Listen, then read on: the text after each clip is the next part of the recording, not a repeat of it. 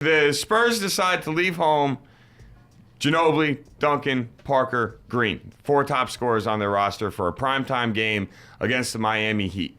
Well, the commissioner comes out and says that there's going to be consequences for the San Antonio Spurs deciding to do that because the fans pay to watch the big names. And they wanted, the NBA schedules this game as a big game. You got the Spurs with their superstars. They make it to the Western Conference Finals last year. You got the Miami Heat and their big 3. They win the NBA championship last year. So you're talking about a big game for fans, a lot of money spent on tickets. But you end up in a situation where the Spurs leave their stars home. Miami plays their stars. And what happens? But you get yourself a great basketball game. The San Antonio Spurs bench is pretty damn good, hence why every year they're a pretty good team and they're always able to rest their starters on nights that they want to because they have a solid basketball team. They're not about 2 or 3 guys. So it comes down to a great game. Miami wins thanks to a Ray Allen 3 with 22 seconds left to put Miami up 105-100 or 103-100, I think it was. And then San Antonio couldn't score to keep the game going, so they fouled and so on and so forth. But the real story is the NBA coming out and Commissioner David Stern saying that the Spurs are going to face substantial sanctions for the benching of their team. And me and Erich talked about this before. We don't think this is fair at all because of the simple fact of the matter is this team is planning for the playoffs. Popovich has done this year in and year out as his stars has gotten older.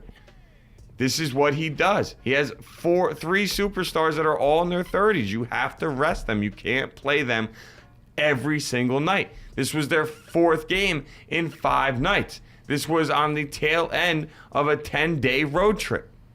This team was tired, and there's nothing wrong with resting your stars and keeping them home, especially considering the fact that you played your division rival, the 10-2 Memphis Grizzlies, the team that when we did our NBA power rankings was in our top 3 for everybody, I think. Yeah. I don't even necessarily care so much about the them playing Memphis aspect of everything. I care more about... I honestly care more about resting those guys. They're older.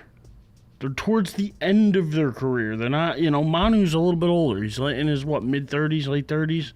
Same with Duncan. They're all no younger than, 33, Well, I think Danny Green's a little younger. Well, yeah, but I mean, the other 3. Their big 3, quote-unquote. And playing 4 games in 5 days, all on the road, is a lot to ask of any team, even a young team. I have no problem. And Popovich said this is something he came up with in July when they came out with the schedule. He already knew that he was taking this game off for these guys.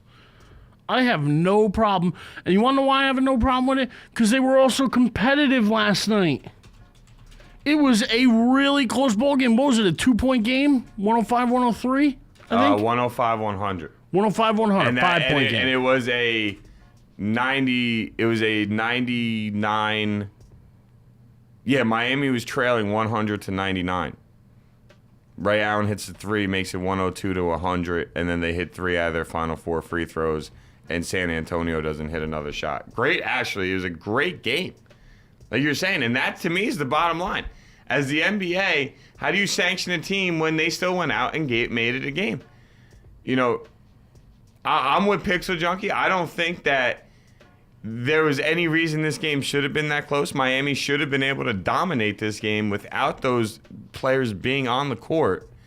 But San Antonio spread them out and got Miami all over the place on defense because San Antonio moved the ball so well. And their second unit showed people why this team is going to be there to deal with when the playoffs come. And they are not worried about a game that is in the end of November when there is still 4.5 months of basketball left, and that's just the regular season. Not worried about it. It's one game out of conference. Doesn't mean much. And this is also why Popovich is such a great coach. Because he does things like this. He sees the end game. And I mean, I've always stressed you how important every single game is. And how any game you should take with all seriousness. But I think that's actually what Popovich did here by resting these guys. Is he said, listen, we're playing 4 games in 5 nights, all on the road. And I don't think he saw this as sacrificing a game. I think he saw this as, well, no matter what, this game is going to be close. And he believes it. He believes it, and he believes in the rest of his team. So he said, I think this game is going to be close anyway. Let me rest some guys here so that I can have them when I really need them. I like Popovich. I like what he did. I think he's one of the best coaches around. I have no problem with what he did last night with San Antonio. I don't either. And that's the sad part is the simple fact of the matter is they made it a game, and that's what matters. I have more of a problem with David Stern coming out and saying that they're going to face severe sanctions. Stern, why? They gave the fans what they paid for, a good basketball game. Yes, any fan's going to tell you, well, I really want to see Duncan or I want to see agree with Parker Pixel. or David whatever. Stern is a big tool. And he's saying, oh, there's going to be heavy sanctions for what happened. If I'm Popovich, I'm going sanction me then. What are you going to do, give my guys another day's rest? What are you gonna do? Fine Popovich? He's been coaching for like 30 years. Yeah. I think he's got more than enough money to throw you $20,000. I think, and I think Pixel Junkie brings up a good point. Something that people aren't really talking too much about. The Heat were exposed. You did see the weakness in the Heat last night. And the fact of the matter is, if you can move the ball against them and play good defense, you can be in any game with the Miami Heat. Any game. If you have a top scorer, you can pull away from them. Think about that. That's the one thing, the only thing San Antonio didn't do last night is have somebody that could go one-on-one and individually just score the ball. They scored on ball movement, and they played traditional style basketball, which is awesome. But that's the one thing they didn't have on their roster last night was somebody that could go one-on-one. And I want to point out something that Christina said about, the fact of Miami going back to Miami losing to the Knicks by double digits. Then if you say Melo was playing on San Antonio last night with the rest of the roster, that same roster that played last night against Miami, you just add Melo to that mix. I think San Antonio could win by double digits last night. Yeah. Because that's the one thing they didn't have was that individual score. But they did the same thing to San Antonio that the Knicks were able to do. You spread them out, you move the ball around, and you play good defense, and the Heat are a beatable team. Yeah. And that's the good part about sports. It doesn't matter how many superstars you have, what you have on your roster.